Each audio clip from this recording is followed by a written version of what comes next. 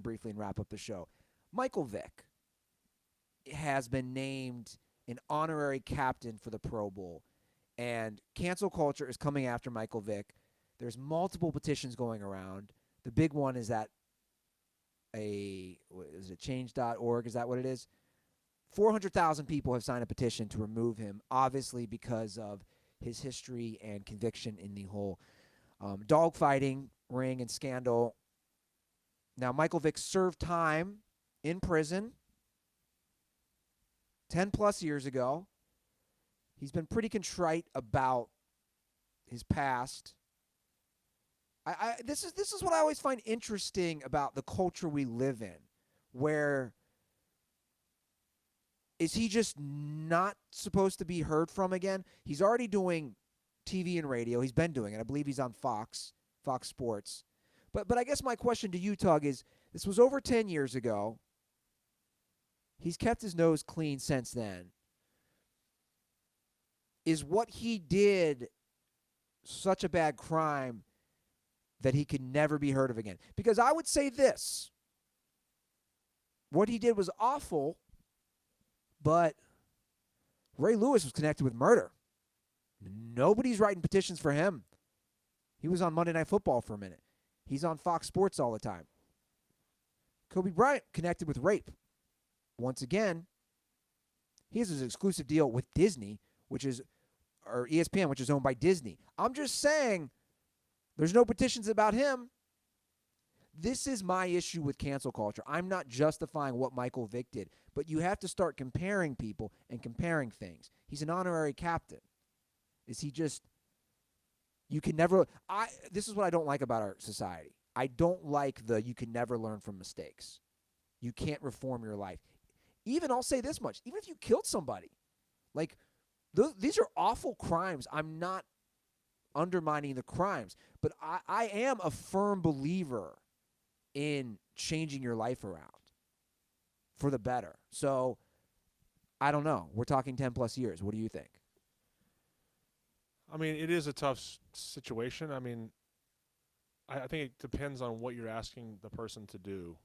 To me, being an honorary captain of the Pro Bowl seems something... Vick has instituted some sort of rehabilitated thought process to what he did. Feels remorseful. We're not asking him to, like, work back into the animal world. It's about being an honorary captain for a Pro Bowl. Yes. That's my lean, I think. I'm looking at information. I mean, I follow Torrey Smith, who went to my high school, much older, younger than me, says he served his time, has been remorseful. At some point, you have to let a person that has taken full advantage of their second chance live their life. I say that as an advocate for the animals. I would tend to agree with that. We're not asking him to sort of be involved with any sort of animal charities or anything like that. This is about being an honorary captain for a job that he played.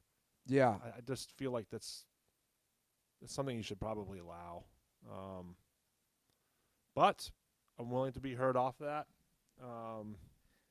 But my response to those people would say, you make some terrible decisions, and you're stuck with that for the rest of your life. I mean, and I'm not saying that I don't completely disagree with some of those perspectives, but it's tough for me to say you're ruined forever on something you did when you were 25, 26 years old. You know what I'm saying? Like, that's tough for me to say your whole life you can never be involved in the NFL again. That's a tough pill for me to swallow. Again, when I bring up other players who've done things that I would deem worse.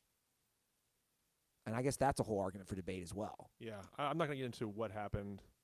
I'm trying to look at how you sort of can you bring back someone into the NFL family, so to speak. Yeah. One thing I think is funny, or it's just a quick, I guess, allusion I'm thinking about.